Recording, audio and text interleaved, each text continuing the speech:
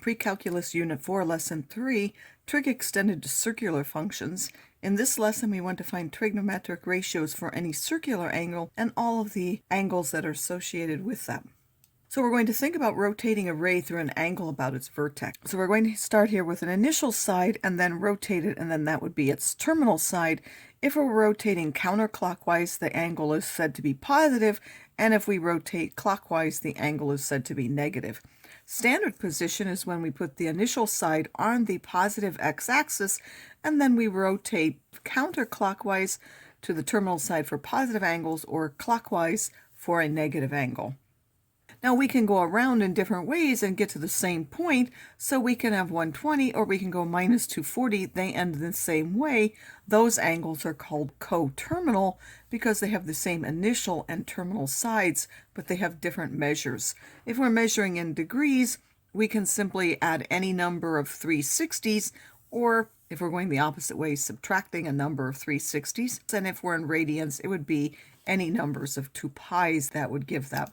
The important thing about coterminal angles is that they all have the exact same set of 6 trigonometric ratios. So what are 4 angles that are coterminal with 35 degrees? Well, all of the coterminal angles are 35 plus any number of 360s, where n is an integer.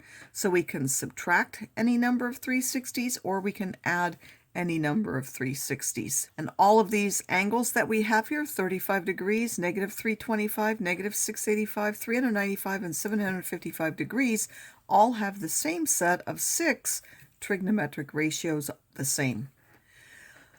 So now how do we find a trigonometric ratio for such an angle? Well, it's based off of the reference angle, which is the acute angle formed by the terminal side of the angle in standard position and then the x-axis. So if we go in the first quadrant, there's our terminal side. The reference angle and the actual angle theta are exactly the same. If we rotate into the second quadrant, this is our actual angle, and then the reference angle is the angle between the terminal side and the x-axis. Note that alpha is always going to go in the counterclockwise direction, so that alpha is always a positive angle. So if we wanted the relationship between these two things have to add to pi, so theta is pi minus alpha, or alpha is pi minus theta. If we rotate into the second quadrant, this is the actual angle theta, and then pi is this part of the angle between the x-axis and the terminal side. In this case, if we take pi and then we add alpha, we're going to get theta. Or if we wanted alpha, it would be theta minus the pi.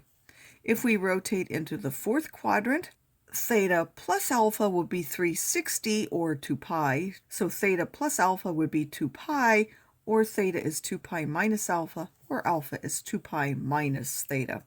So it's important to always remember these relationships. We will use those also many times.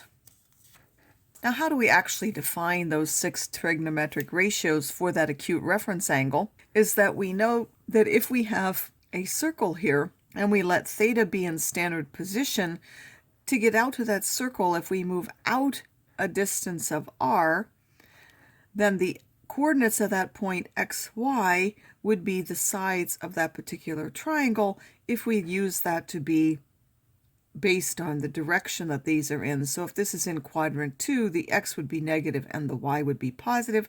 We would label this as a negative value and this would be a positive value. And then instead of looking at theta, we look at our reference angle to get the sine, cosine, and tangent. So if we look here, the sine would be y over r, which is the opposite over the hypotenuse. The cosine would be the adjacent, or x over r. The tangent would be the opposite y over the adjacent x, y over x. So they have the exact same definitions, only now these values can be negative, except for r. R is always a positive value because it's the radius of that particular circle that we're looking at. Y would be equal to r times the sine of theta, and x is r times the cosine of theta.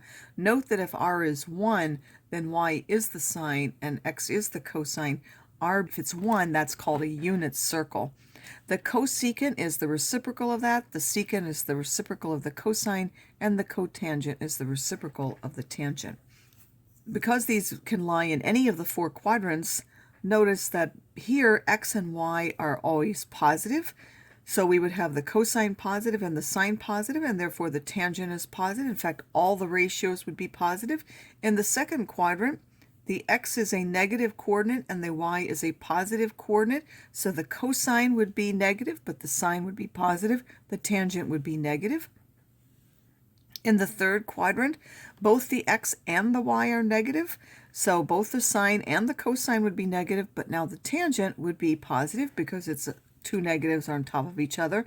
And in the fourth quadrant, we have the x is positive and the y is negative, so the cosine would be positive, the y would be negative, the tangent would again be negative.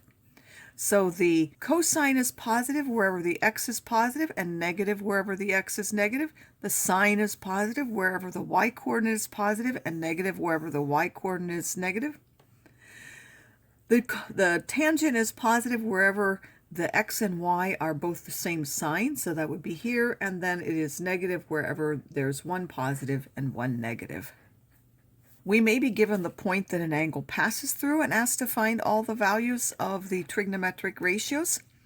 So if we go to a point -1, 2, that happens to be somewhere in the second quadrant, so we would label our triangle -1 and 2. We would get the radius of that by squaring 1 and 2. I put a -1 squared, you don't really need it. It would be the square root of 1 squared plus 2 squared, or the square root of 5. Remember that the radius is always positive. Then the sine would be 2 over the square root of 5, the cosine -1 over the square root of 5, the tangent 2 over -1, and then these are the reciprocals of those. We may be given the angle. To find the values, we have to recognize the reference angle. So we might be given one of these, which will be related to our either 45, 45, 90 or 30, 60, 90 degree triangles.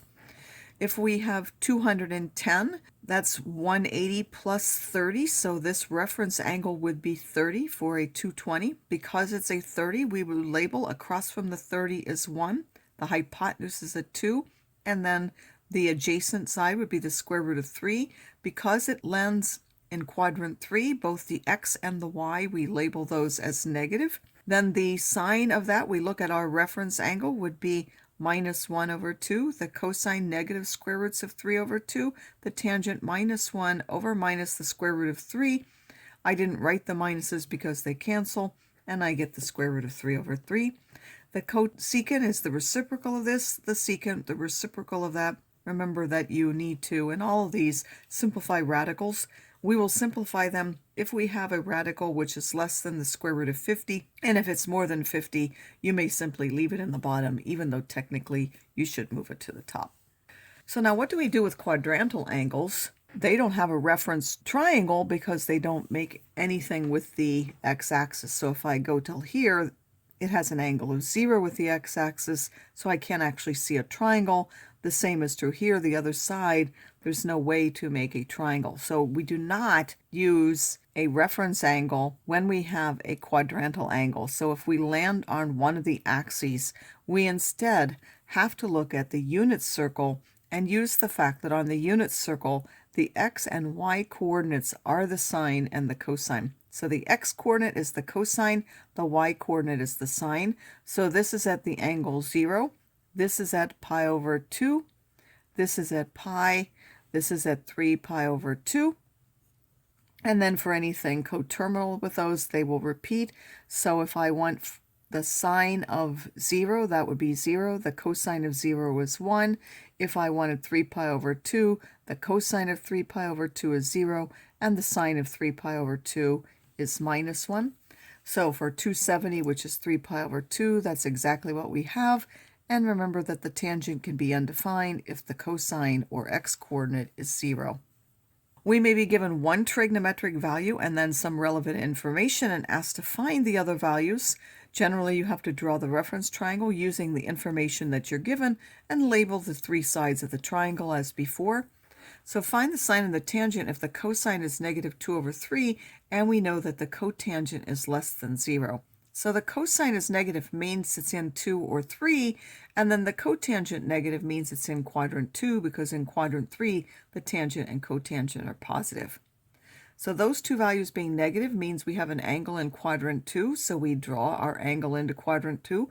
We label it so that the cosine is minus 2 and 3, and then the third side we find by the Pythagorean theorem will be the square root of 5, and it has to be a positive because we're in quadrant 2 and the y-coordinate is positive. Now we look at the reference angle. The sine is the square root of 5 over 3, and the tangent is the square root of 5 over minus 2, but we move the minus up to be in the numerator instead of in the denominator.